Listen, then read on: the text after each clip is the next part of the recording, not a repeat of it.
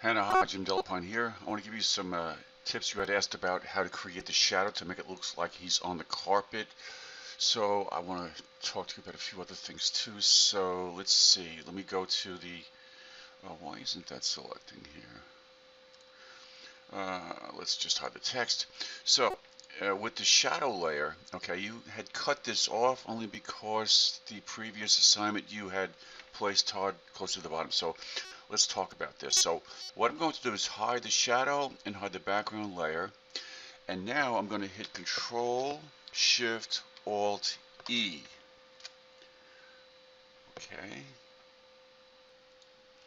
And of course I have to have this layer active, or one of these layers, and so Control, Shift, Alt, E. What am I doing here? Okay, so that puts all of the images on all layers onto one layer. Okay, so as you can see here, let me make my thumbnails larger so you can see better what I'm talking about here. So now here it is here. Okay, so now what I'm going to do is fill this with gray. This is going to be the shadow. Okay, so I'm going to notice it's on a transparent background. I'm going to lock the transparent portion of the layer.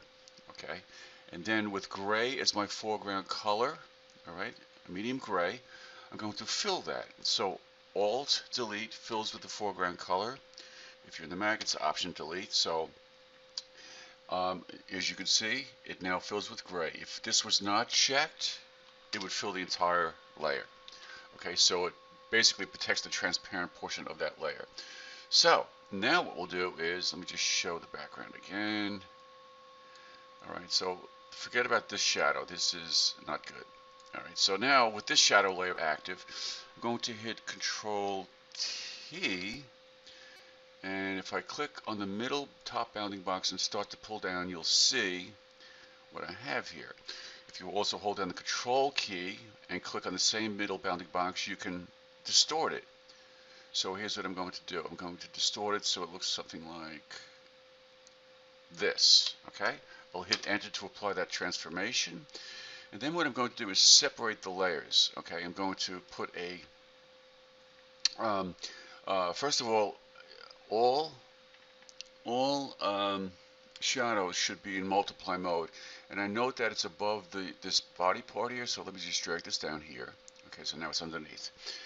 This should be in multiply mode. Any shadow should be in multiply mode. All right, so now you can see the effect. So what I'm going to do is separate the shadow because you have a shadow going underneath the bed and then one going onto the surface of the bed. So I'm going to go to my lasso tool, click and surround the top portion of that. All right, I'm going to come to this part right here, hold down my Alt or Option key, let go. So now I have the polygon lasso tool. Click to select this, and then you can basically circle the entire top portion. Okay. So I have the top part. I mean, I'm going a little bit above and beyond, but I know you can handle it, okay? So now what I'll do is I'll hit Control,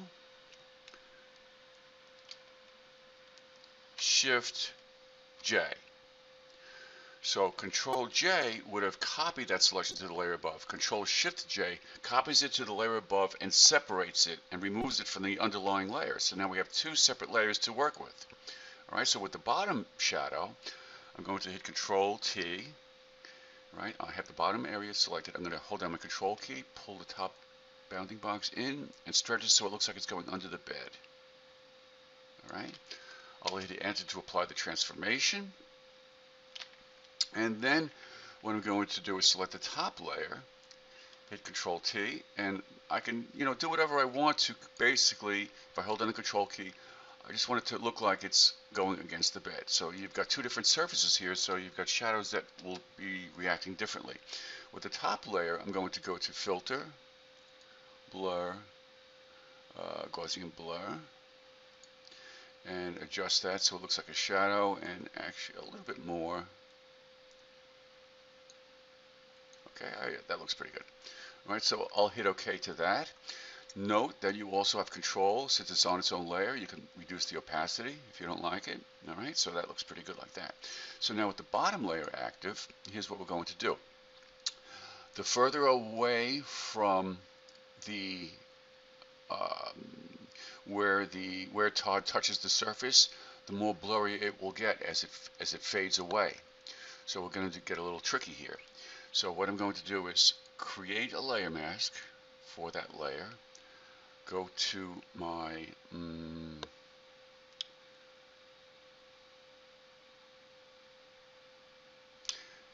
never mind, let me undo that. I'm going to go to the channels panel and create a new channel.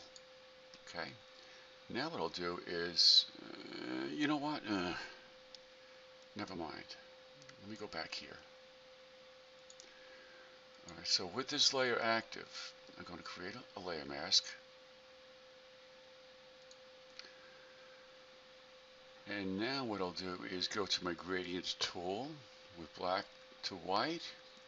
Alright, and now let me swap that so it's white to black. Let me see here.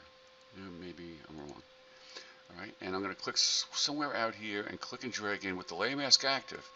And notice how it starts to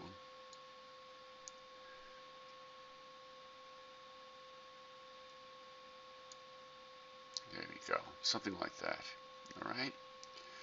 Then what I'll do is go to the layer, the actual layer. Actually, I don't really like how that looks. So let me go back here and fudge this a little bit more. You can redo that. Gradation.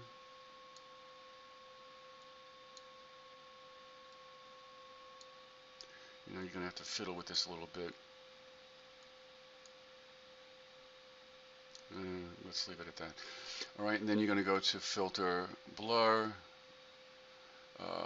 Gaussian Blur. Whoops, I should have had the image active. Come on, filter. Alright, so that gets, now I really don't like that, so I want to show you another little tricky kind of thing here. Alright, so that's what I wanted to do before with the channel. You want it to be soft here, but as it gets further away, you want it to blur. You know, I'm going to change my mind about the blurring. Let's just leave it as is because we have this gradation, but we can also filter blur. Gaussian blur. You may not want to go quite as much, so just a little bit of a blur. Alright, so I think that looks pretty good. Alright, so now I want to talk about the text. So let's show the text and go to my text tool and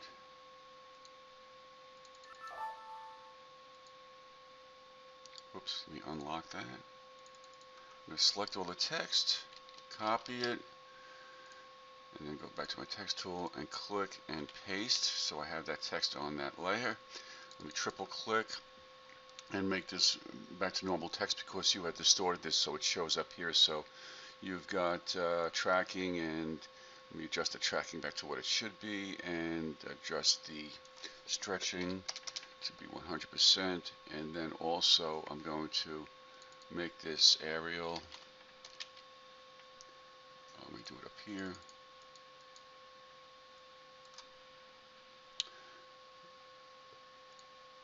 I'm going to make this a bold font, so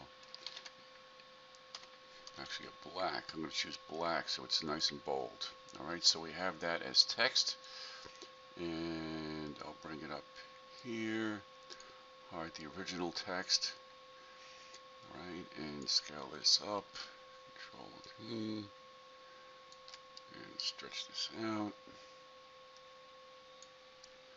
I'll have Terrible Toys here. I'm going to right click on the layer and rasterize the type, okay, and then what I'll do is bring Todd down. I'm going to bring Todd to its own layer, so we're going to select this. So now it's no longer an editable font, so I'm going to do what I did before. Control Shift J copies it to a new layer but removes it from the underlying layer, from the other layer. Alright, I'll bring Todd down. What did I do here? Bring Todd down here. Bring this this text over here. Alright, I'm going to make Todd really large, so Control T, and I'll stretch this out to be something like that. Alright, now what I'll do is I want this to be in perspective, so I'm going to hold down my Control key and pull this down to match the line on the bed. Alright, so there you go, something like that. Alright, so I like how that's set up. Actually, let me just move this over a little bit. Okay, and so now I'm going to make this the same gray, so I'm going to lock the transparent portion of that layer and then hit Alt Delete to fill with gray. Put that into multiply mode. Select this text here. I may do something different here. Let me do something different here. I'm going to do this. I'm going to Control click on the Todd layer, okay, and then hide it. Then go to my background option here and hit Control J. That copies what's in the layer to the layer above. So Control J. Of course, the layer is locked. So let me just double click on the background. What's going on here? Double click on the background. There we go. Unlock it. All right. And then hit Control J. All right, so now it brings what's inside that selection to the layer above, and now you can apply a layer style.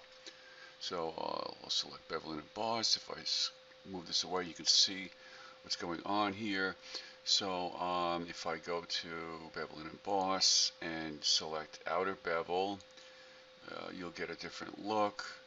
And inner bevel, outer bevel, and it looks like it's kind of like stamped onto the bed.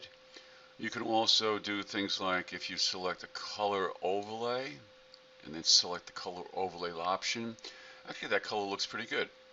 All right, you can select decrease the intensity of it by doing something like that, by decreasing the opacity. Make sure that's in multiply mode. All right, so I selected a color that looks like this. Okay, you can choose any color you want. So I'll hit OK to that, and I'm going to actually do the same thing with Terrible Toys. Alright, so I'm going to Control or Command click on the thumbnail to make that a selection, hide that, go down to the background layer, hit Control J, that copies that to the layer above, it looks like that. And now I'm going to steal the same exact layer style and bring it to that layer. So holding down the Alt key, clicking and dragging that FX down to the Terrible Toys layer, and we have the same exact effect.